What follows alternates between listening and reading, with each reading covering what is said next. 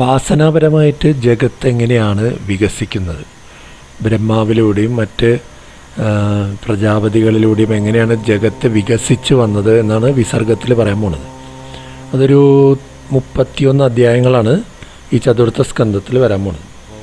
കഴിഞ്ഞ സ്കന്ധത്തിൻ്റെ അവസാനം ദേവഹൂതി ദേവി, അതായത് സ്വയംഭുവ മനു ശതരൂപ ദമ്പതികളുടെ ഒരു പെൺകുട്ടിയായ ദേവഹൂതി ദേവി കർദമ പ്രജാപതിയെ വിവാഹം കഴിച്ചതും കപിലാവതാരം ഉണ്ടായതും പറഞ്ഞു. അപ്പോൾ അങ്ങനെ കണ്ടിന്യൂ ചെയ്യുമ്പോൾ സ്വയംഭുവ മനുവിൻ്റെ വേറൊരു പുത്രിയാണ് ആകൂതി. ആകൂതി ദേവി രുചി പ്രജാപതി വിവാഹം കഴിച്ചെന്നും അവിടെ യജ്ഞസ്വരൂപനായിട്ട് ഭഗവാന്റെ ഒരു അവതാരം ഉണ്ടായെന്നും സൂചിപ്പിച്ചു. അത് കഴിഞ്ഞിട്ട് പിന്നെ ദക്ഷൻ പ്രസൂതി എന്നുള്ള മൂന്നാമത്തെ പെൺകുട്ടി ദക്ഷനെ വിവാഹം കഴിച്ചു, ദക്ഷ പ്രജാപതി. അതിങ്ങനെ സൂചിപ്പിച്ച് കഴിഞ്ഞിട്ട് തിരിച്ച അധ്യായത്തിൽ ദേവഹൂതി കർദമ ദമ്പതികൾക്കുണ്ടായ 9 കന്യകമാരുടെ കാര്യം പറയുന്നുണ്ട്. അവർ 9 പ്രജാപതിമാർക്ക് വിവാഹം കഴിച്ചു, അവരുടെ വംശം പറഞ്ഞു വരുന്നുണ്ട്. അതിലാണ് ഭഗവാന്റെ ദത്താത്രേയ അവതാരം പറയുന്നുണ്ട്. പിന്നെ ഒരുപാട് പലരുടെയും കാര്യങ്ങൾ പറഞ്ഞ് അങ്ങനെ വികസിച്ച് വന്ന കാര്യങ്ങളൊക്കെ ഇങ്ങനെ പറഞ്ഞ് പിന്നെ പ്രസൂതി ദേവി ദക്ഷനെ വിവാഹം കഴിച്ചു എന്ന് പറഞ്ഞു. അതിലവർക്ക് 16 പെൺകുട്ടികളുണ്ടാവുന്നുണ്ട്. 13 പേരെ ധർമ്മദേവന് വിവാഹം കഴിച്ചു കൊടുത്തു. ഒരാൾക്ക് പിതൃദേവനും ഒരാളെ അഗ്നിദേവനും, പിന്നെ സതീദേവി 16ാമത്തെ സതീദേവിയെ ഭഗവാൻ ശിവനും വിവാഹം കഴിച്ചു എന്ന് പറയാം. അതിൽ ഈ 13 പേരെ ധർമ്മദേവൻ വിവാഹം കഴിച്ചതിൽ ആണ് ഭഗവാന്റെ നരനാരായണ അവതാരം ഉണ്ടാകുന്നത്. വളരെ വിശേഷപ്പെട്ട ഭഗവാന്റെ നരനാരായണ അവതാരം പറയേണ്ട ദേവന്മാർ സ്തുതിക്കുന്നതും അവരങ്ങനെ ബദരിയിൽ തപസ് ചെയ്യുന്ന കാര്യവും പറയുന്നുണ്ട്, സൂചിപ്പിക്കുന്നുണ്ട്. അവസാനം സതീദേവി ഇങ്ങനെ ശിവനെ വിവാഹം കഴിച്ചുവെന്നും അവർക്ക് കുട്ടികളുണ്ടായില്ല എന്നും പറഞ്ഞ് അങ്ങനെ അവസാനിപ്പിക്കുന്ന ഒരു വലിയ അധ്യായമാണ് ആദ്യത്തെ അധ്യായം. അത് കഴിഞ്ഞപ്പോൾ അപ്പോൾ രണ്ടാമത് വിതുരർ ചോദിക്കുക എന്ത് പറ്റി, എന്താണ് കാരണം, എന്ന് ചോദിച്ചപ്പോൾ ഒരു സത്രം നടന്ന കാര്യം പറയാണ്. പണ്ട് അവിടേക്ക് ദക്ഷൻ കയറി വരുന്നു. അപ്പോൾ ആ സമയത്ത് ബ്രഹ്മാവും ശിവനും മാത്രം ദക്ഷനെ ഉപചരിക്കുന്നില്ല, അങ്ങനെ റെസ്പെക്റ്റ് കൊടുക്കുന്നില്ല എന്നുണ്ട്. പിന്നെ ബ്രഹ്മാവ് പിതാവാണൊന്നും പറയാൻ പറ്റില്ല.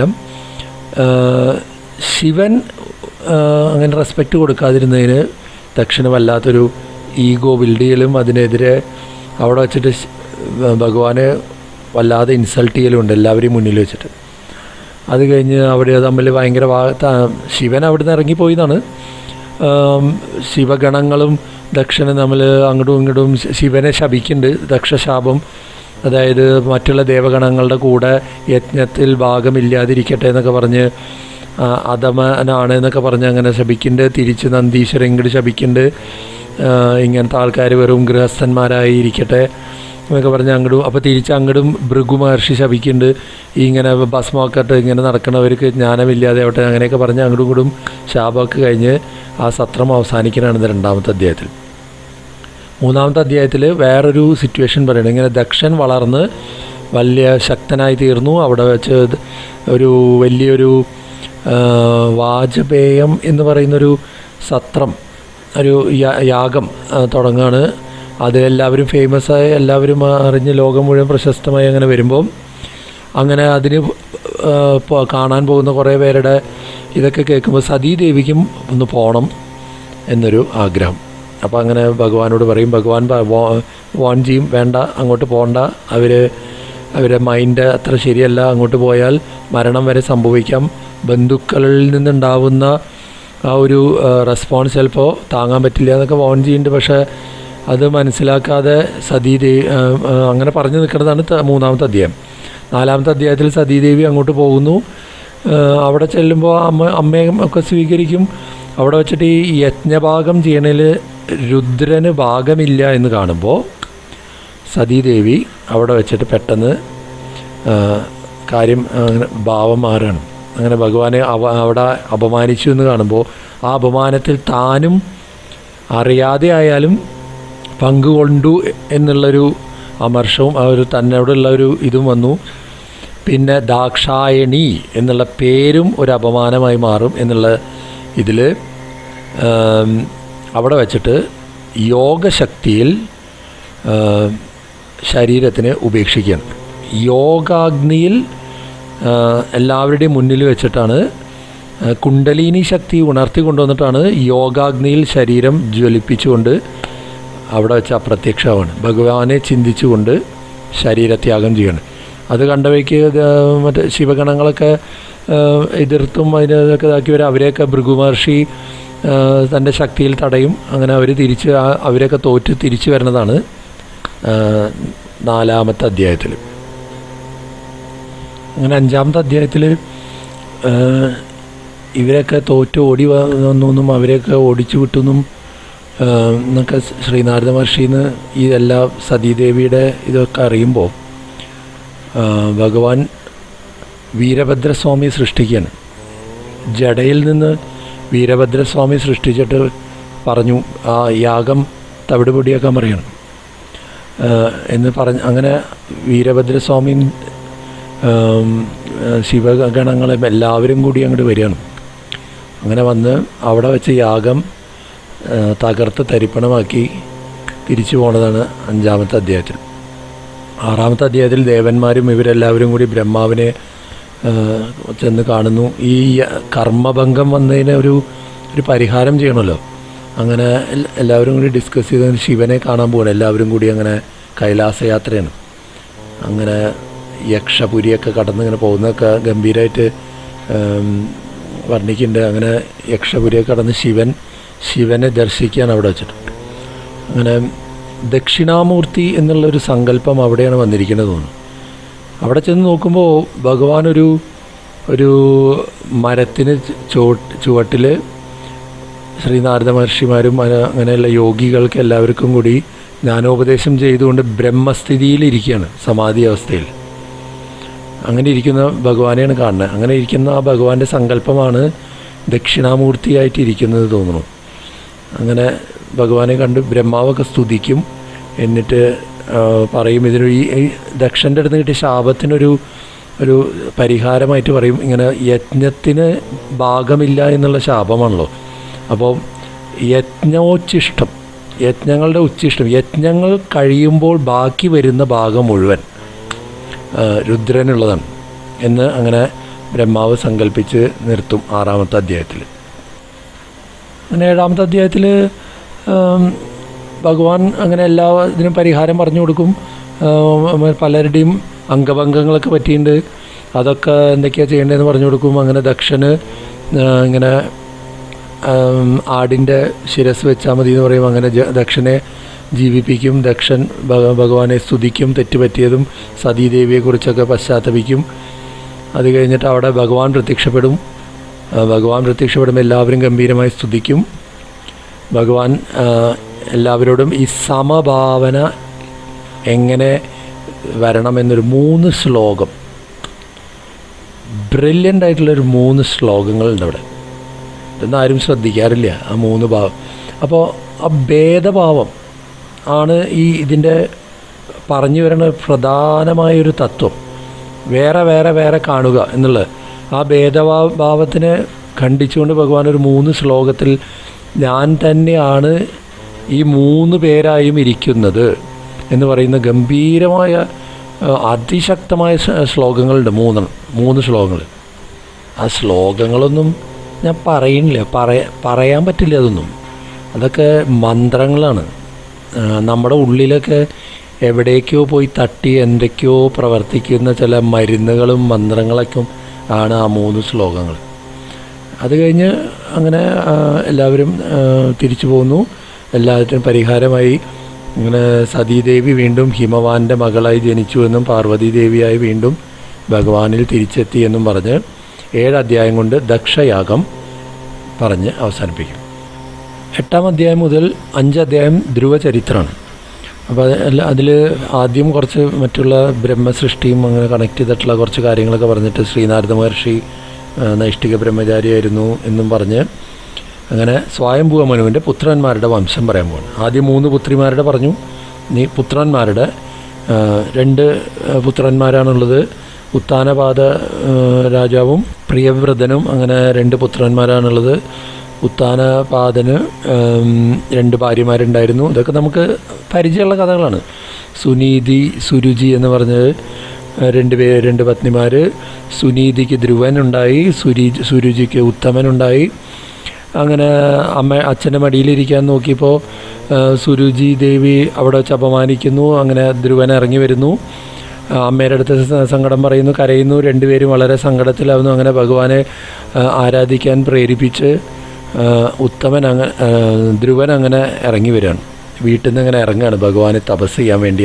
ദൃഢനിശ്ചയത്തോടു കൂടി ഇറങ്ങുമ്പോൾ ശ്രീനാരദ മഹർഷി അവിടെ പ്രത്യക്ഷപ്പെട്ട് ജ്ഞാനം ഉപദേശിക്കുന്നുണ്ട്. അവിടെ വെച്ചിട്ട് ചില കാര്യങ്ങളൊക്കെ സീക്രട്സ് പറഞ്ഞു കൊടുക്കുന്നുണ്ട്. അപ്പോൾ ഇങ്ങനെയല്ല പോണ്ടേ തപസ്സിന്, ഇതല്ല ഭാവം വേണ്ടത് എന്നൊക്കെ പറയുന്നുണ്ട്. അങ്ങനെയൊക്കെ ചില വളരെ ഡീപ്പായിട്ടുള്ള ചില കാര്യങ്ങളൊക്കെ ഉണ്ട് അതിൻ്റെ ഉള്ളിൽ.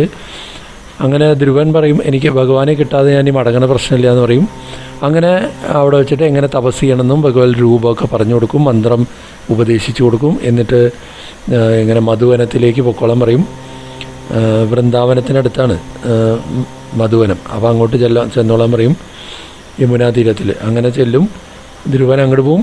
ശ്രീനാരദ മഹർഷി ഉത്താനപാദ കൊട്ടാരത്തിലേക്ക് വരും.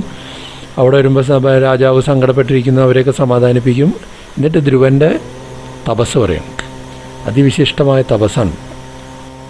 ആ തപസ് ഗംഭീരമായി വർണ്ണിക്കുന്നുണ്ട്.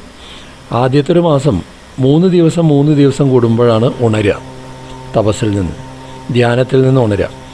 അവിടെ വച്ചിട്ട് എന്തെങ്കിലും ഫലമൂലാദികളൊക്കെ കഴിക്കും. വീണ്ടും 3 ദിവസം, അങ്ങനെ 1 മാസം അങ്ങനെ പോയി എന്നാണ്. 2ാമത്തെ മാസം ആകുമ്പോഴേക്കും 6 ദിവസം കൂടുമ്പോൾ, അപ്പോൾ എണീക്കുമ്പോൾ ഉണങ്ങിയ ഇലകളും അങ്ങനെയായിരുന്നു കഴിച്ചിരുന്നത്. 3ാമത്തെ മാസം ആകുമ്പോഴേക്കും 9 ദിവസമായി കൂടുമ്പോഴേ ഉണരുള്ളൂ. പിന്നെ വായുഭക്ഷൻ ആയതാണ്. അങ്ങനെ ശ്വാസത്തിനെ പിടിച്ചു നിർത്തി അങ്ങനെ ഗംഭീരമായി വർണ്ണിക്കുന്നുണ്ട്. അങ്ങനെ എല്ലാ കാരണങ്ങളും നിശ്ചലമായി ഭഗവാനിൽ ധ്രുവൻ്റെ അതൊരു ബലമായി പിടിച്ചു നിർത്തലാണ്. ആ ഒരു ദൃഢനിശ്ചയത്തിൻ്റെ പേരിൽ അങ്ങനെ ഭഗവാൻ എല്ലാം അങ്ങോട്ട് സ്തംഭിപ്പിച്ചു ശരിക്കും പറഞ്ഞു. അപ്പോൾ അതിലെ രസം എന്താണെന്ന് വെച്ചാൽ നമ്മുടെ ഉള്ളിലുള്ള എല്ലാ ആ ശക്തികളെല്ലാം അങ്ങോട്ട് സ്തംഭിപ്പിച്ച് നിശ്ചലമാക്കിയപ്പോൾ ജഗത്തിന് മുഴുവൻ ശ്വാസം മുട്ടി തുടങ്ങിയതാണ്. അങ്ങനെ ദേവന്മാർക്കൊക്കെ പ്രവർത്തിക്കാൻ പറ്റാതെയായി. അങ്ങനെ ഭഗവാന്റെ അടുത്ത് പോയി പറയുന്നു. ഭഗവാൻ പറഞ്ഞു, ഇതാണ് കാര്യം, ഞാൻ സമാധാനിപ്പിക്കാമെന്ന് പറഞ്ഞ് ഒരു വലിയ അധ്യായമാണ് 8ാമത്തെ അധ്യായം. 9ാമത്തെ അധ്യായത്തിൽ ഭഗവാൻ പ്രത്യക്ഷപ്പെടുന്നു. ഉള്ളിൽ പ്രകാശിച്ചിരുന്ന ആ തടിൽ പ്രഭം എന്നാണ്. അങ്ങനെ ആ ഒരു ഇടിമിന്നലിൻ്റെ പ്രകാശമാണ് പുറത്ത് പെട്ടെന്ന് കാണാതെയാവും. അപ്പോൾ അങ്ങനെ കണ്ണ് തുറക്കും. അപ്പോൾ ധ്യാനത്തിൽ നിന്ന് അങ്ങോട്ട് വിട്ടുവരികയാണ്. അങ്ങനെ കാണുമ്പോൾ അതേ രൂപം പുറത്ത് പ്രത്യക്ഷപ്പെട്ട് കാണുന്നു. ധ്രുവൻ എന്താ ചെയ്യേണ്ടതെന്ന് അറിയില്ല ധ്രുവൻ. അപ്പോൾ അങ്ങനെ കെട്ടിപ്പിടിക്കുന്നു, ഉമ്മ വയ്ക്കുന്നു. അങ്ങനെ ഭഗവാൻ വാത്സല്യത്തോടു കൂടി കവളിൽ അങ്ങനെ തലോടുന്നു, ശംഖു കൊണ്ട് തലോടി. അങ്ങനെ എല്ലാ ജ്ഞാനവും പ്രകാശിക്കുന്നു. ഭഗവാനെ സ്തുതിക്കുന്നു. തിരിച്ച് ഭഗവാൻ പറഞ്ഞു, എല്ലാം എനിക്കറിയാം, ഒന്നും ചോദിക്കണമൊന്നുമില്ല, അപ്പോൾ എല്ലാം എനിക്കറിയാം, ഇങ്ങനെ എന്താ ചെയ്യേണ്ടതെന്നൊക്കെ പറഞ്ഞു കൊടുക്കും. ഇനി കുറേ കാലം രാജാവായിരിക്കൂ. അത് കഴിഞ്ഞിട്ട് അത് കഴിയുമ്പോൾ തിരിച്ച് എൻ്റെ സ്ഥാനം പ്രാപിക്കും, ധ്രുവസ്ഥാനം പ്രാപിക്കും എന്ന് പറയുന്നത് മാത്രമല്ല, സുരുചി ദേവിയുടെയും ഉത്തമൻ്റെയും ഗതി കൂടി അവിടെ ഭഗവാൻ സൂചിപ്പിക്കുന്നുണ്ട്. അത് കഴിഞ്ഞ് അങ്ങനെ ഭഗവാൻ അപ്രത്യക്ഷനാവും. ധ്രുവനാണെങ്കിൽ വളരെ സങ്കടത്തിലായി എന്നാണ്. ഇത്രയും പ്രയാസപ്പെട്ട് ഭഗവാനെ കിട്ടി, ഈ ഭഗവത് ദർശനം കിട്ടിക്കഴിയുമ്പോൾ അതുവരെ ഉണ്ടായിരുന്നൊരു അതൊക്കെ പോയി. അപ്പോൾ ആ ഭാവമല്ല, അത് ആ ഒരു ദർശനം തന്നെ വീണ്ടും മതി എന്നുള്ളൊരു ഇതിലേക്ക് എത്തും നമ്മൾ. അങ്ങനെ പറഞ്ഞു കേട്ടിട്ടുണ്ട്. അപ്പോൾ ആ ഒരു ഇതിലേക്ക് വന്ന് ആകെ സങ്കടം, ഇതിനു വേണ്ടിയാണോ ഞാൻ ഇത്രയും കഷ്ടപ്പെട്ട് ഇത്രയും ദുർലഭമായ ഭഗവാനെ കിട്ടിയിട്ട് ഇങ്ങനെയാണല്ലോ വീണ്ടും എനിക്ക് തിരിച്ചു പോകേണ്ടി വന്നല്ലോ എന്നൊക്കെ സങ്കടത്തിൽ അങ്ങനെ തിരിച്ചു പോരുകയാണ്. തിരിച്ചു പോകുന്ന ഇവരൊക്കെ അപ്പോഴേക്കും രാജാവ് ഇവിടെ സ്വീകരിക്കാനുള്ളതൊക്കെ തയ്യാറായിട്ടുണ്ടായിരുന്നു. ധ്രുവൻ തിരിച്ചു വന്ന് എല്ലാവരും വളരെ സന്തോഷത്തോടു കൂടി, എല്ലാവരും വളരെ സ്നേഹത്തോടു കൂടി സ്വീകരിച്ച് അങ്ങനെ രാജാവാവും. ഉത്താനപാദൻ ഭഗവാൻ സന്യസിച്ച് ഭഗവത് മാർഗത്തിലേക്ക് പോകും. അതാണ്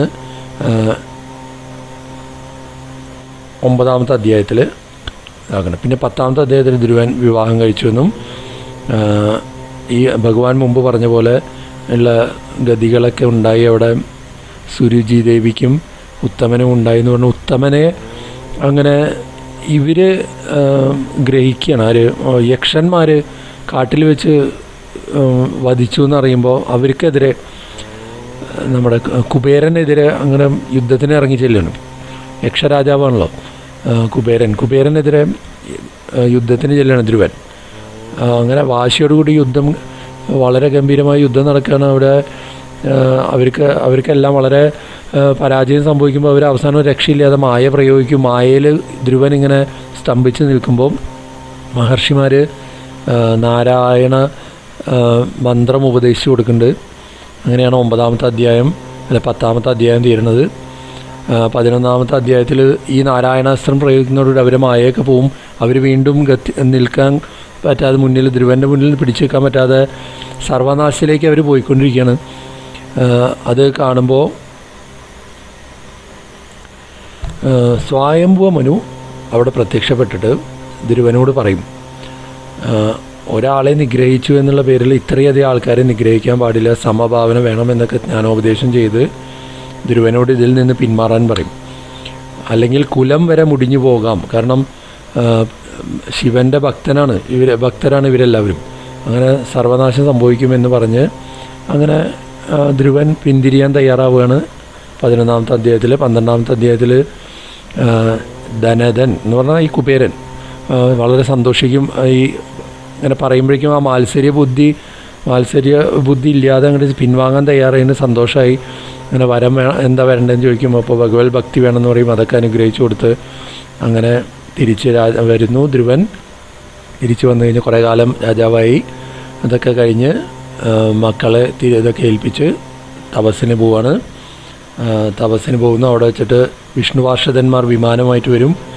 അവരെയൊക്കെ സ്തുതിക്കും. അവർ അങ്ങനെ ഇതിലേക്ക് കയറിക്കൊള്ളാൻ പറയും. ആ കയറണ സമയത്ത് ഒരു രൂപം വരികയാണ്. അപ്പോൾ മനസ്സിലായി ഇത് തൻ്റെ മരണമാണ് മൃത്യുവാണ് വരുന്നത് എന്ന് മനസ്സിലായി. അങ്ങനെ മൃത്യു എന്തായെന്ന് വെച്ചാൽ അവിടെ മൃത്യു വന്ന് ധ്രുവൻ്റെ പാദത്തിൽ നമസ്കരിച്ചു എന്നാണ്. ആ മൃത്യുവിൻ്റെ ശീർഷത്തിൽ, അതായത് തലയിൽ കാല് വെച്ച് ചവിട്ടിയിട്ടാണ് ഇത്ര വിമാനത്തിലേക്ക് കയറിയത്. അതായത് മൃത്യുവിനെ ജയിച്ചുകൊണ്ടാണ് വിമാനത്തിലേക്ക് കയറിയത്. അങ്ങനെ വിമാനത്തിൽ ധ്രുവസ്ഥാനത്തേക്ക് പോയിക്കൊണ്ടിരിക്കുന്ന സമയത്ത് പെട്ടെന്ന് അമ്മയുടെ ഓർമ്മ വരുന്നുണ്ട്. തരം സുനീതി ദേവിയുടെ അമ്മ കാരണമാണല്ലോ ഈ ശ്രേയസ്സൊക്കെ ലഭിച്ചത്.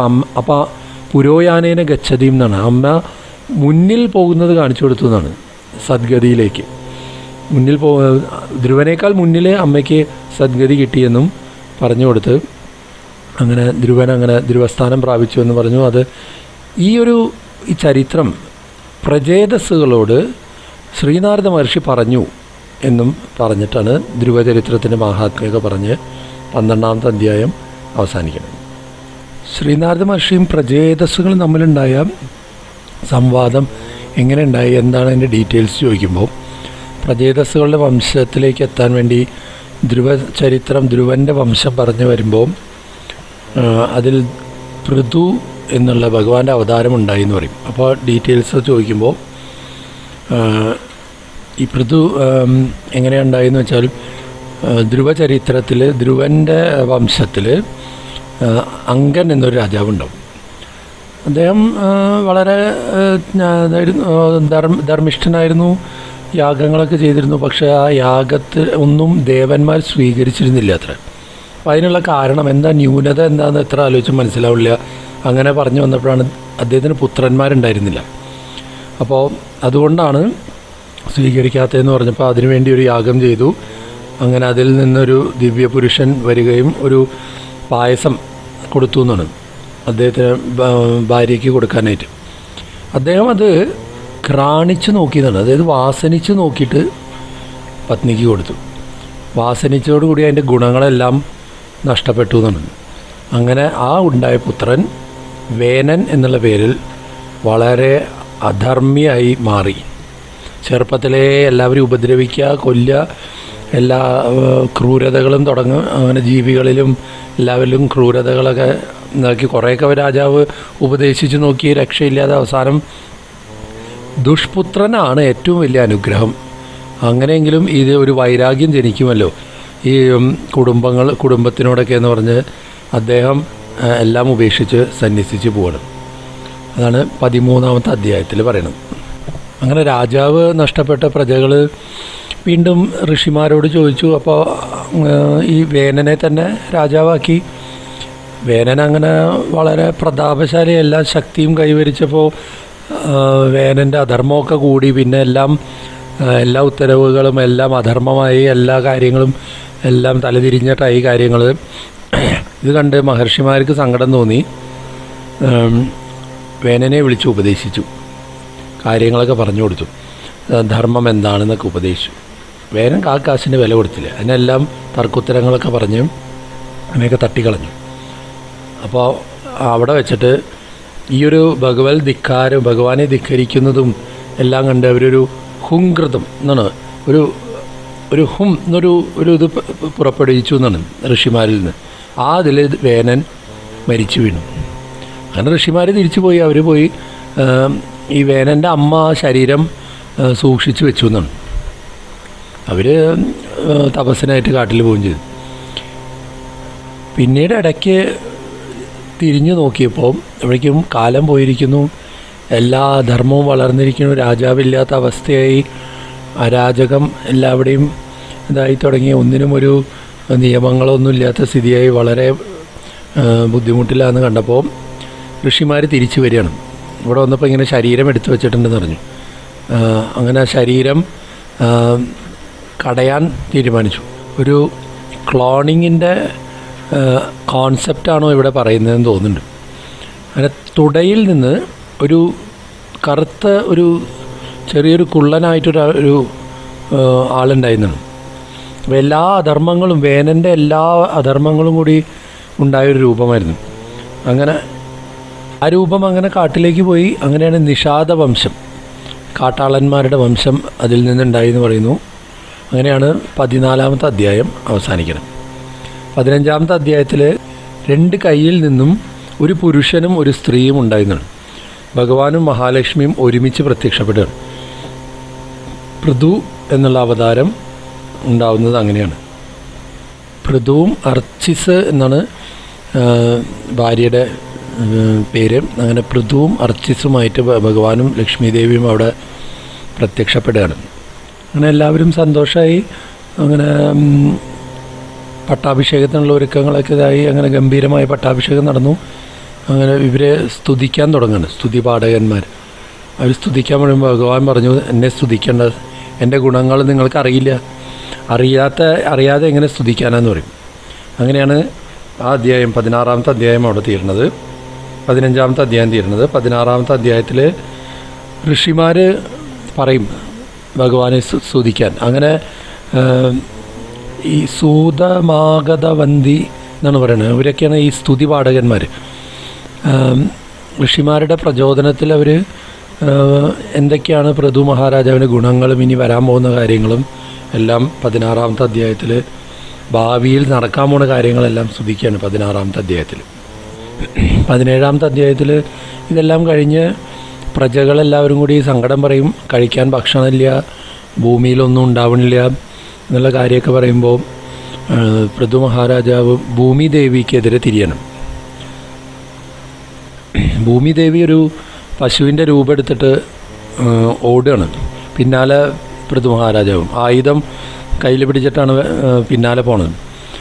അവിടെ വെച്ച് അവസാനം എവിടെയും രക്ഷയില്ല എന്ന് കാണുമ്പോൾ ഭൂമിദേവി തിരിച്ച് സറണ്ടർ ചെയ്തിട്ട് സ്തുതിക്കുന്നുണ്ട്. അതാണ് 17-ാമത്തെ അധ്യായത്തിൽ. 18-ാമത്തെ അധ്യായത്തിൽ ഇതിലൊന്നും പൃഥു മഹാരാജാവിൻ്റെ ക്രോധം തീരില്ല. വീണ്ടും അപ്പോൾ ഭൂമിദേവി തന്നെ ഒരു സൊല്യൂഷൻ കൊടുക്കുകയാണ്, ഇതെല്ലാം ദാരിദ്ര്യം ഇതെല്ലാം തീരാൻ വേണ്ടി. അങ്ങനെ ഭൂമിദേവി ഒരു പശുവിൻ്റെ രൂപവും,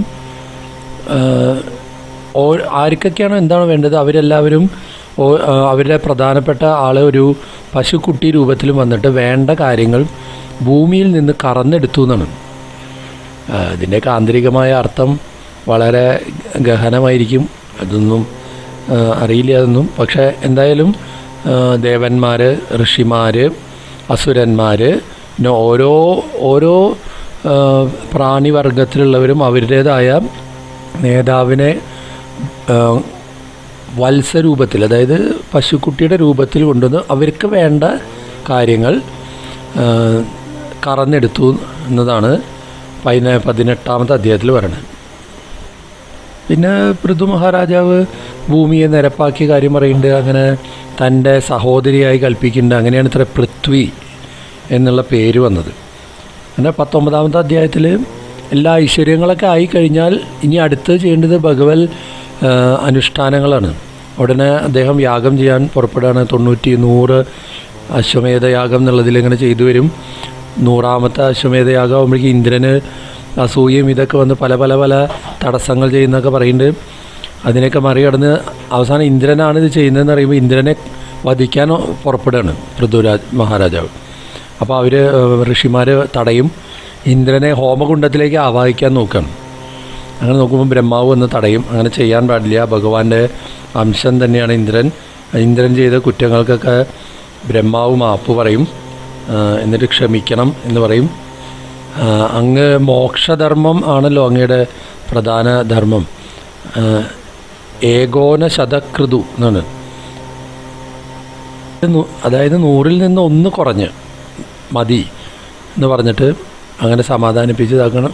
പൃഥു മഹാരാജാവിനത് പറഞ്ഞു, അങ്ങനെയെങ്കിൽ അങ്ങനെ, അതിലൊന്നും യാതൊരു ഇതിന് കുഴപ്പമില്ല എന്ന് പറഞ്ഞ് ഇന്ദ്രനും ആയിട്ട് സഖ്യം ചെയ്യുന്നു എന്നതാണ് 19-ാമത്തെ അധ്യായത്തിൽ.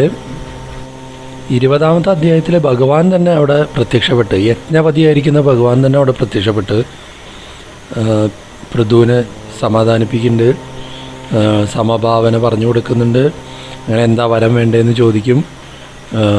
ഭഗവാനെ സ്തുതിക്കും പൃഥു മഹാരാജാവ്. എന്നിട്ട് എവിടെയൊക്കെ ഭഗവാനെ കുറിച്ച് ആരൊക്കെ എവിടെയൊക്കെ കീർത്തിക്കുന്നു അത് കേൾക്കാനുള്ള ഒരു ശക്തി ചെവിക്കുണ്ടാവണം എന്നുള്ളൊരു വരവും ചോദിക്കും. പിന്നെ അവസാനം പറയുന്നൊരു വിശിഷ്ടമായൊരു സമർപ്പണമുണ്ട്. യഥാചരേത് ബാലഹിതം പിതാ സ്വയം തഥാ ത്വമേവാർഹസി നഹ സമീക്ഷിതും. എങ്ങനെയാണോ ഒരച്ഛൻ തൻ്റെ മകന് വേണ്ട കാര്യം ചോദിച്ചാലും ചോദിച്ചില്ലെങ്കിൽ വേണ്ടത് ചെയ്തു കൊടുക്കുന്നത്, അതുപോലെ എനിക്ക് എന്താ വേണ്ടതെന്ന് എനിക്കറിയില്ല, എന്താ എൻ്റെ ശ്രേയസ് എന്നുള്ളത്. അങ്ങനെ ഭഗവാൻ എനിക്ക് വേണ്ടത് ചെയ്തു തരണം എന്നുള്ളത് സമർപ്പിക്കുകയാണ്. അപ്പോൾ ഭഗവാൻ പറഞ്ഞു, അങ്ങനെയാണെങ്കിൽ മൈ ഭക്തിരസ്തുതേ, അങ്ങേക്ക് എൻ്റെ ഭക്തി ഉണ്ടാവട്ടെ.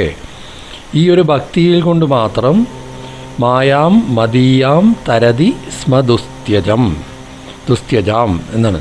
വളരെ കടക്കാൻ ബുദ്ധിമുട്ടുള്ള എൻ്റെ മായയെ ഈ ഒരു ഭക്തി കൊണ്ട് നിഷ്പ്രയാസം കടക്കാൻ പറ്റും. അതുകൊണ്ട് ആ ഭക്തി ഉണ്ടാവട്ടെ എന്ന് പറഞ്ഞ്, അതാണ് ഏറ്റവും ശ്രേയസ്സായി ഭഗവാൻ കാണുന്ന കാര്യം. അത് അനുഗ്രഹിച്ച് നൽകും. വളരെ ബുദ്ധിമുട്ടുള്ളത് അനുഗ്രഹിച്ച് നൽകി അങ്ങനെ എല്ലാവരും അങ്ങനെ പിരിയുന്നതാണ് 20-ാമത്തെ അധ്യായത്തിൽ. 21-ാമത്തെ അധ്യായത്തിൽ പൃഥു മഹാരാജാവിൻ്റെ മറ്റുള്ള ഐശ്വര്യങ്ങളാണ് തിരിച്ചു വരുന്നു. അങ്ങനെ സദ്ധർമ്മം വേനൻ ചെയ്തതിൻ്റെ ഓപ്പോസിറ്റായി എല്ലാവർക്കും സദ്ധർമ്മവും പ്രജകൾക്കെല്ലാം ഭഗവത് മഹാത്മ്യമെല്ലാം പറഞ്ഞു കൊടുത്ത് അത് പ്രചരിപ്പിച്ചു. 22-ാമത്തെ അധ്യായത്തിൽ സനകാദി മഹർഷിമാരെന്നെ നേരിട്ട് വരികയാണ് പൃഥുവിൻ്റെ മുന്നിലേക്ക്. അങ്ങനെ ആ ഭാഗമൊന്നും നമുക്കൊന്നും വർണ്ണിക്കാൻ പറ്റില്ല, ആ ഭാഗമൊന്നും. അങ്ങനെ അവരെ സ്വീകരിച്ചിരുത്തുന്നു, അങ്ങോട്ട് വളരെ പ്രശംസിക്കുന്നു, സ്തുതിക്കുന്നു, അവർ ജ്ഞാനോപദേശം നൽകുന്നു. അതിലെ ശ്ലോകങ്ങളൊക്കെ നമ്മൾ വായിക്കുക തന്നെ വേണം, ഒന്നും പറഞ്ഞിട്ട് കാര്യമില്ല, ഒന്നും പറയാൻ പറ്റുന്നതല്ല. അത് കഴിഞ്ഞ് അങ്ങനെ ജ്ഞാനോപദേശം നൽകുന്നു, വളരെ സന്തോഷമായി. അങ്ങനെ അവർ തിരിച്ചു പോകുന്നു. അങ്ങനെ രാജഭരണം തുടരുന്നു. അങ്ങനെ സമയമാകുമ്പോൾ ഇതെല്ലാം 23-ാമത്തെ അധ്യായത്തിൽ ഇതെല്ലാം പുത്രന്മാരെ ഏൽപ്പിച്ച് സനകാദി മഹർഷിമാർ ഉപദേശിച്ച യോഗമാർഗം അനുഭവിക്കാൻ വേണ്ടി ഇറങ്ങി സന്യസിച്ച് പോവാണ്. കൂടെ അർച്ചിസ് മഹാരാജ്ഞിയുണ്ട്. അവിടെ വെച്ചിട്ട് യോഗമാർഗത്തിലൂടെ സമാധി അവസ്ഥ ഭഗവാനിൽ ലയിക്കുന്നു.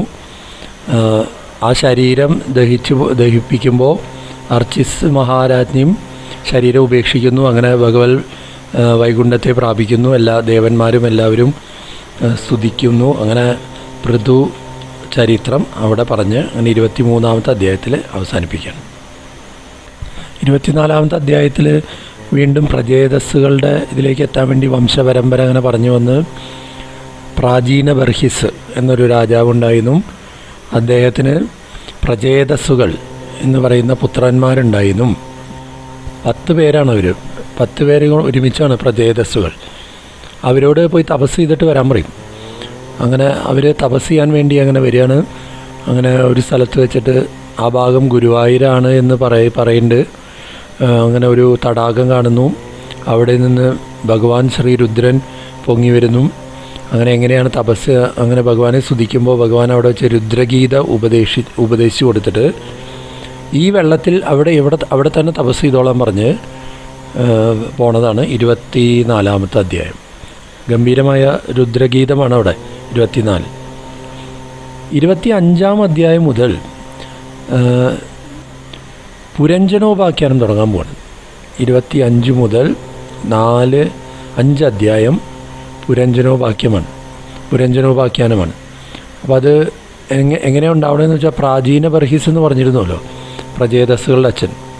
ഇനി ഇവർ തപസ്സിന് പോയിരിക്കുന്ന സമയത്ത് പ്രാചീന ബർഹിസ് അങ്ങനെ നിറച്ചും യാഗം ചെയ്തിരുന്ന ഒരാളാണ് എല്ലാവിടെയും. അങ്ങനെയാണ് ആ പേര് വന്നതെന്നൊക്കെ ഉണ്ട് അതിൻ്റെ അർത്ഥങ്ങളൊക്കെ. അങ്ങനെ അദ്ദേഹം ശ്രീനാരദ മഹർഷി പറഞ്ഞു അദ്ദേഹത്തിനോട് അങ്ങനെ ജ്ഞാനം ഉപദേശിക്കാൻ ചെല്ലണം. അവിടെ വെച്ചിട്ട് ജ്ഞാനം ചോദിക്കുകയാണ്. അപ്പോൾ അങ്ങനെ ജ്ഞാനമാർഗം ഉപദേശിച്ചു കൊടുക്കാൻ വേണ്ടി അദ്ദേഹം ഒരു കർമ്മഠനാണല്ലോ, കർമ്മത്തിൽ മുഴുകിയിരിക്കുന്ന ആളാണ്. ഈ ജ്ഞാനം നേരിട്ട് പറഞ്ഞാൽ കേൾക്കാനുള്ള യോഗ്യതയായിട്ടില്ല എന്ന് മനസ്സിലായപ്പോൾ ഗംഭീരമായൊരു ആഖ്യാനം വരികയാണ് അവിടെ. അങ്ങനെ പുരഞ്ജനോപാഖ്യാനം എന്ന രീതിയിൽ ഒരു കഥ പറഞ്ഞു കൊടുക്കുകയാണ് ശ്രീനാരദ മഹർഷി. 5 അധ്യായം, 4 അധ്യായം ആ കഥയും 5-ാമത്തെ അധ്യായത്തിൽ ആ പറഞ്ഞതിൻ്റെയൊക്കെ ശരിക്കുള്ള അർത്ഥം എന്താണെന്നും, അങ്ങനെ 5 അധ്യായമാണ് ഇനി പുരഞ്ജനോപാഖ്യാനം. അതങ്ങനെ മുഴുവൻ പറഞ്ഞു തരാനുള്ള യോഗ്യതയൊന്നും എനിക്കില്ല. എന്നാലും പൊതുവേ കഥ പറഞ്ഞു വരുമ്പോൾ ഒരു ജീവൻ്റെ കഥ പറയണം. പുരഞ്ജനൻ എന്ന് പേരുള്ള ഏതോ ഒരു രാജാവുണ്ടായിരുന്നു. ഈ പുരഞ്ജനന് അറിയപ്പെടാത്തൊരു സുഹൃത്തുണ്ട്, ഒരു സഖാവുണ്ടായിരുന്നു. അത്ര ആരാന്നറിയില്ല, എന്നാൽ വളരെ ക്ലോസ് ആയിട്ടുള്ളൊരു ഫ്രണ്ടാണ്. ആ സഖാവിനെ അന്വേഷിച്ചിട്ട് ഇങ്ങനെ നടക്കുന്ന ഒരാളാണ് പുരഞ്ജനൻ. ആളങ്ങനെ കൊട്ടാരങ്ങൾ ഉണ്ടാക്കലായിരുന്നു. പുരത്തെ ജനിപ്പിക്കുന്നവൻ. അപ്പം അങ്ങനെ കൊട്ടാരങ്ങൾ ഉണ്ടാക്കൽ ഒരു ക്രേസ് ആയിരുന്നു എന്നുള്ള രീതിയിൽ. അങ്ങനെ ഒരു സ്ഥലത്ത് അങ്ങനെ ഭൂമിയിൽ അങ്ങനെ പല കൊട്ടാരങ്ങളുണ്ടാകുന്നു. ഇഷ്ടാവാതെ അവസാനം ഹിമാലയത്തിൻ്റെ തെക്ക് ഭാഗത്ത്, അതായത് ഭാരതഭൂമിയിൽ ഒരു ഗംഭീരമായ ഒരു സ്ഥലത്തെത്തുന്നു. അവിടെ ഒരു ഗംഭീരമായ പുരം കാണുന്നു. അതായത് മനുഷ്യ ശരീരം കിട്ടുന്നു എന്നുള്ള അർത്ഥത്തിൽ അങ്ങനെ അവിടെ വരുന്നു. അവിടെ ഒരു സ്ത്രീയെ കാണുന്നു. ആ കൊട്ടാരത്തിൽ സ്ത്രീകൾക്ക് കുറേ പാർഷദന്മാരുണ്ട്. അങ്ങനെയൊക്കെ പറഞ്ഞു വരുന്നുണ്ട്. അങ്ങനെ അവർ ആ സ്ത്രീയെ വിവാഹം കഴിച്ച് അവിടെ കഴിയുന്നതാണ് 25-ാമത്തെ അധ്യായത്തിൽ, ആദ്യത്തെ അധ്യായത്തിൽ പറയുന്നത്. അത് കഴിഞ്ഞ് 26-ാമത്തെ അധ്യായത്തിൽ പല വ്യാപാരങ്ങൾ, അങ്ങനെ ഓരോ കാര്യങ്ങൾ ചെയ്യുന്നതും നായാട്ടിന് പോകുന്നതും തിരിച്ചു വരുന്നതും, അങ്ങനെ ചില കാര്യങ്ങൾ പറഞ്ഞിട്ട് 26-ാമത്തെ അധ്യായം കഴിയുന്നു. 27-ാമത്തെ അധ്യായത്തിൽ അങ്ങനെ കുട്ടികളുണ്ടാവുന്നു. അവർ അങ്ങനെ വംശം വിപുലമാവുന്നു. അവരൊക്കെ കുട്ടികൾക്ക് കുട്ടികളായി. അങ്ങനെ ഇരിക്കുമ്പോൾ ഗന്ധർവന്മാരുടെ ഒരു സൈന്യം ആക്രമിക്കുകയാണ്. അതെങ്ങനെയാത്ര അതൊക്കെ വളരെ ഉഗ്ര റെപ്രസെൻറ്റേഷനാണ്. ഗന്ധർവ രാജാവ് എന്ന് പറയുന്നത് ഒരു വത്സരം എന്ന് പറയുന്നതാണെന്നും അതിന് 360 ഗന്ധർവ സ്ത്രീകളും പുരുഷന്മാരും ഉണ്ട്. അതായത് പകലും രാത്രിയും അങ്ങനെയൊക്കെ പറഞ്ഞു വരുന്നുണ്ട്. അവരെ ഒന്ന് ആക്രമിക്കണം. അവരായിട്ട് ഒരു തുടക്കത്തിലൊക്കെ പിടിച്ചു നിൽക്കും പുരഞ്ജനൻ. കുഴപ്പമില്ല എന്നുള്ള ഇങ്ങനെ ഫൈറ്റ് ഇങ്ങനെ നിരന്തരം ഗോയിങ് ഓൺ. അതായത് നമ്മുടെ ദിവസങ്ങൾ ഇങ്ങനെ പോയിക്കൊണ്ടിരിക്കുന്ന കാര്യമാണ് പറഞ്ഞു വരുന്നത്. അങ്ങനെ അത് നടന്നുകൊണ്ടിരിക്കുമ്പോൾ കാലകന്യക എന്നൊരു ക്യാരക്ടറിനെ ഇൻട്രൊഡ്യൂസ് ചെയ്യണം. ആ കാലകന്യക വളരെ ദൗർഭാഗ്യം നിറഞ്ഞതുമായ ഒരു സ്ത്രീയായിട്ടാണ് പറയുന്നത്. ആ സ്ത്രീ വിവാഹത്തിന് ശ്രീനാരദ മഹർഷിയുടെ അടുത്ത് വന്നു അത്ര വിവാഹം കഴിക്കണമെന്നുണ്ട്. അപ്പോൾ ഭഗവാൻ പറഞ്ഞു, ഞാനങ്ങനെ നൈഷ്ഠിക ബ്രഹ്മചാരിയാണ് എന്ന് പറഞ്ഞിട്ട് ഞാൻ ഒരാളെ കാണിച്ചു തരാം, പറ്റിയൊരാളെ കാണിച്ചു തരാമെന്ന് പറഞ്ഞിട്ട് യവന രാജാവായിരിക്കും, ഭയം എന്നാണ് ഇത്ര പേര് ആ യവന രാജാവിൻ്റെ, ആ രാജാവിനെ കാണിച്ചു കൊടുത്തു. അങ്ങനെ ഈ കാലകന്യക ആ യവന രാജാവിൻ്റെ അടുത്ത് ചെല്ലും. അപ്പോൾ ആ യവന രാജാവ് പറയും, എനിക്കങ്ങനെ സ്വീകരിക്കാൻ പറ്റില്ല, ഒരു കാര്യം ചെയ്യൂ, എനിക്കൊരു പ്രജ്വാരൻ എന്നൊരു സഹോദരനുണ്ട്, നീ എൻ്റെ ഒരു ത്വം ചമേ ഭഗിനി ഭവ, എൻ്റെ അനിയത്തിയായി ഇരുന്നോളൂ, സഹോദരിയായിരുന്നുള്ളൂ, എനിക്കൊരു ഗംഭീരമായ ഭീമസൈനികൻ എന്നാണ്, വളരെ ഗംഭീരമായൊരു സൈന്യമുണ്ട് എനിക്ക്, നമുക്ക് ഈ ലോകത്തിൽ അങ്ങനെ പിടിച്ചടക്കാം, എൻ്റെ കൂടെ കൂടിക്കോളൂ എന്ന് പറഞ്ഞിട്ട് അങ്ങനെ അഭയം കൊടുക്കുകയാണ്. ഇതാണ് 23-ാമത്തെ അധ്യായം. 27-ാമത്തെ അധ്യായം അവസാനിക്കണം. 28-ാമത്തെ അധ്യായത്തിൽ ഈ കാലകന്യക പോയി മുമ്പ് ഗന്ധർവന്മാരുമായി യുദ്ധം ചെയ്തുകൊണ്ടിരിക്കുന്ന പുരഞ്ജനനെ പോയി ആക്രമിക്കുകയാണ്. കാലകന്യക പോയി അങ്ങോട്ട് മാലയിടും എന്നാണ്. അപ്പോൾ അതാദ്യം നിസ്സാരമായി കണക്കാക്കും. കുറച്ച് കഴിഞ്ഞപ്പോൾ പിന്നാലെ ഈ സൈന്യങ്ങൾ അങ്ങോട്ട് വരാൻ തുടങ്ങി. ഗംഭീരമായില്ല പറഞ്ഞല്ലോ, ഭയത്തിൻ്റെ ഭീമസൈനിക എന്നാണ്. ആ സൈന്യം അങ്ങോട്ട് വരാൻ തുടങ്ങി, ആക്രമണം. ഇതെല്ലാം പിടിച്ചു വെക്കാൻ പറ്റാതെ അവസാനം ഭാര്യയെ പറ്റി ചിന്തിച്ച് നമ്മുടെ പുരഞ്ജനൻ അവസാനം മരിക്കണ ആ ശരീരം വിടുന്ന സമയത്ത് പ്രജ്വാരൻ വരും. അവസാനം ഭയം എന്ന് പറഞ്ഞ യവന രാജാവ് തന്നെ വരും അവിടെ. അങ്ങനെ പുരഞ്ജനനെ പിടിച്ചുകൊണ്ട് പോവും. മറ്റേ ശരീരം പ്രകൃതിയും ഗതാന്ന്, അതായത് പ്രകൃതിയിൽ ലയിക്കും. ഈ ഭാര്യയെ തന്നെ ചിന്തിച്ച് മരിച്ച പുരഞ്ജനൻ പിന്നീട് അങ്ങനെ ചില ഇതിൽ കൂടെ ഘട്ടങ്ങളിലൂടെ കടന്നുപോയി അങ്ങനെ ഒരു സ്ത്രീയായി ജനിക്കുകയാണ് ഒരു സ്ഥലത്ത്. അങ്ങനെ ആ സ്ത്രീയും പിന്നീട് വിവാഹം കഴിക്കുന്നതും ഭർത്താവിനെ കുറിച്ചൊക്കെ പറയുന്നത് അദ്ദേഹം ഒരു വളരെ ധർമ്മിഷ്ഠനായ ഒരു ഭഗവത് ഭക്തനായിരുന്നു. അവരെ മക്കളെ കുറിച്ചൊക്കെ പറയുന്നത് അവസാനം ഒരു സന്യസിച്ചു പോകുന്നു. ആ ഭർത്താവിനെ ശുശ്രൂഷിച്ചുകൊണ്ട് പിന്നാലെ പോവും. വൈദർഭി എന്നുള്ള പേരിലാണ്, മലയധ്വജെന്നോ അങ്ങനെ എന്താണ് പേര് എന്താ ഭർത്താവിൻ്റെ. അദ്ദേഹം ആയിട്ട് കൂടെ പോകും തപസ്സിൽ കാട്ടിൽ. അദ്ദേഹം തപസ്വിയായി നിർവികൽപ്പ സമാധിയിലിരിക്കും. അവസാനം അദ്ദേഹം ശരീരം ഉപേക്ഷിച്ചു എന്ന് മനസ്സിലാവും. ഈ വൈദർഭി എന്ന് പറഞ്ഞാൽ പുരഞ്ജനൻ കരയാൻ തുടങ്ങും. ശരീരം ദഹിപ്പിക്കാനുള്ളതാക്കി ആ അഗ്നിയിലേക്ക് ചാടാൻ നിൽക്കുമ്പോൾ പണ്ട് പറഞ്ഞ ഒരു സഖാവുണ്ട്. അതായത് ഈ പുരഞ്ജനൊരു സുഹൃത്തുണ്ട് എന്ന് ആദ്യം പറഞ്ഞിരുന്നല്ലോ. ആ സുഹൃത്ത് അവിടെ പ്രത്യക്ഷപ്പെടുകയാണ്, ഒരു ബ്രാഹ്മണ സ്വരൂപമായി വരികയാണ്. അങ്ങനെ അവിടെ വെച്ചിട്ട് പറയും, നീ വൈദർഭിയുമല്ല പുരഞ്ജനനുമല്ല, ഞാൻ തന്നെയാണ് നീ തന്നെയാണ് ഞാൻ. നമ്മൾ രണ്ടുപേരും ഒന്നാണെന്നും നമ്മൾ ഹംസങ്ങളാണെന്നും മാനസ സരസിൽ നമ്മൾ ഒരുമിച്ചിരുന്നിരുന്നുവെന്നും ഒരിക്കൽ എന്നെ ഉപേക്ഷിച്ച് പോയതുകൊണ്ടാണ് ഈ ഗതിയൊക്കെ വന്നതെന്നൊക്കെയുള്ള രീതിയിൽ പറഞ്ഞിട്ട് ജ്ഞാനം ഉപദേശിച്ചു കൊടുക്കുകയാണ്. എന്നിട്ടൊരു ശ്ലോകം പറയുന്നുണ്ട്, അഹം ഭവാൻ ന ജാന്യസ്ത്വം ത്വമേവാഹം വിചക്ഷ്വഭോ നൗ പശ്യന്തി കവയശ്ചിദ്രം ജാതുമനാഗപി. ഞാൻ തന്നെയാണ് അങ്ങ് തന്നെയാണ് ഞാൻ, നമ്മൾ തമ്മിൽ യാതൊരു വ്യത്യാസവുമില്ല, അറിവുള്ളവർ നമ്മൾ തമ്മിൽ അണുപോലും വ്യത്യാസം കാണുന്നില്ല എന്നൊക്കെ പറഞ്ഞ് ബ്രഹ്മോപദേശം ചെയ്ത് സ്വരൂപത്തിനെ ഓർമ്മിപ്പിച്ചു കൊടുത്തു എന്നാണ്. അങ്ങനെ അവർ രണ്ടുപേരും ഹംസങ്ങളായി അങ്ങനെ മാനസ സരസിലേക്ക് പോയി എന്നും പറഞ്ഞിട്ടാണ് 28-ാമത്തെ അധ്യായം അവസാനിപ്പിക്കുക. 29-ാമത്തെ അധ്യായത്തിൽ പ്രാചീന ബർഹിസിന് ഇതൊന്നും മനസ്സിലായില്ല, ഈ പറഞ്ഞതൊന്നും. അപ്പോൾ ഇതിൻ്റെയൊക്കെ അർത്ഥം പറഞ്ഞു തരണം എന്ന് പറയുമ്പോൾ ശ്രീനാരദ മഹർഷി തന്നെ ഈ പറഞ്ഞ ഓരോ കഥയിലെ ഓരോ എലമെൻസിൻ്റെയും എന്താണ് അവിടെ ഉദ്ദേശിക്കണതെന്ന് പറഞ്ഞു പോകുന്നുണ്ട്. പുരഞ്ജനൻ എന്ന് പറയുന്ന ജീവനാണെന്നും ആ സഖാവ് എന്ന് അറിയാതിരുന്നിരുന്നൊരു സഖാവ് ഉണ്ടെന്ന് പറഞ്ഞിരുന്നത് ഈശ്വരനാണെന്നും അങ്ങനെ പല പല ഇതിൽ ഭാരതഭൂമിയിൽ മനുഷ്യ ശരീരം കിട്ടിയ കാര്യങ്ങളും ബുദ്ധിയായിരുന്നു ആ സ്ത്രീ എന്നും അങ്ങനെ പല കാര്യങ്ങൾ പറഞ്ഞുകൊണ്ട് കാലമായിരുന്നു ഗന്ധർവൻ എന്നും ജരാനരയാണത്ര, ജരയായിരുന്നു കാലകന്യക. ആദിയും വ്യാധിയുമാണ്. ആദ്യം ജര വന്ന് ആദ്യം ബാധിക്കുമ്പോൾ നമ്മളത് നിസ്സാരമായി കളയും, അത് വലിയ ഇതൊന്നും നമുക്ക് തോന്നില്ല. അതിന് പിന്നാലെ വരുന്ന സൈന്യങ്ങൾ വലിയ സൈന്യം, അത് ആദിയും വ്യാധിയുമാണ്. അത് കഴിഞ്ഞ് ആ പ്രജ്വാരം എന്ന് പറയുന്നത് ദ്വിവിധോ ജ്വര എന്നാണ്. 2 തരത്തിലുള്ള ജ്വരം, വൈഷ്ണവ ജ്വരം, ശൈവ ജ്വരം എന്നോ അങ്ങനെ എന്താ പറയുക, 2 ജ്വരങ്ങളുണ്ട്. അതായത് അവസാന കാലമാകുമ്പോൾ വരുന്ന അസുഖങ്ങൾക്കാണ് ഈ ജ്വരമായിട്ട് പറയുന്നത്. അങ്ങനെ ജ്വരം വരുന്നതും മരണമാണ്, മരണദേവതയാണ് ഭയം എന്നുള്ള ഇതിലും പറഞ്ഞിരുന്നതും. അങ്ങനെ ജീവൻ സ്ത്രീയായും പുരുഷനായും പോകുന്നതും. ഗുരുവിനെ ആയിരുന്നു രണ്ടാമത്തെ ഇതിലൊരു സത്സംഗമുണ്ടായ കാര്യം പറഞ്ഞത്, ഭർത്താവായിരുന്നത്.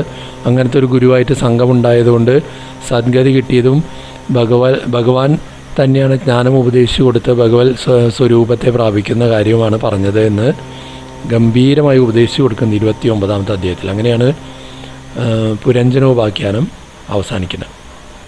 30ാമത്തെ അധ്യായത്തിൽ മുമ്പ് പറഞ്ഞ പ്രചേതസ്സുകളുടെ തപസ്, ഭഗവാൻ പ്രത്യക്ഷപ്പെടുന്നതും അവർ സ്തുതിക്കുന്നതും, അങ്ങനെ അവർ തിരിച്ചു വരുന്നതും വിവാഹം കഴിക്കുന്നതും. അവർക്ക് ദക്ഷൻ, മുമ്പ് പറഞ്ഞ ദക്ഷൻ രണ്ടാമത് ജനിക്കുകയാണ്, രണ്ടാമത്തെ ജന്മമായിട്ട് വീണ്ടും ജനിക്കുകയാണ് ആ ദക്ഷനായിട്ട്. ആ ദക്ഷനെ അങ്ങനെ രാജാവായി അഭിഷേകം ചെയ്തിട്ട് പ്രചേതസ്സുകൾ തപസ്സിനായി പോവാണ്.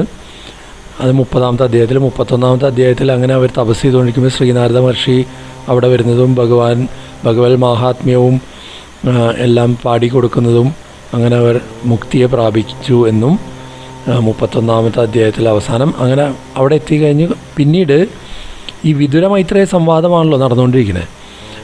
മൈത്രേയ മഹർഷി പ്രിയവ്രത ചരിത്രം, അതായത് സ്വയംഭുവ മനുവിൻ്റെ രണ്ടാമത്തെ മകനായ പ്രിയവ്രത ചരിത്രവും ഉപദേശിച്ചു കൊടുത്തു എന്ന് വളരെ ചുരുക്കി പറഞ്ഞിട്ട് അങ്ങനെ വിതുരർ അങ്ങനെ മൈത്രേയ മഹർഷിയെ നമസ്കരിച്ച് അങ്ങനെ അവിടുന്ന് പോന്നു എന്നും പറഞ്ഞിട്ടാണ് 31ാമത്തെ അധ്യായം അവിടെ അവസാനിക്കുന്നത്. ചതുർത്ഥ സ്കന്ധം വിസർഗം എന്ന ലക്ഷണം അവിടെ അവസാനിപ്പിക്കണം.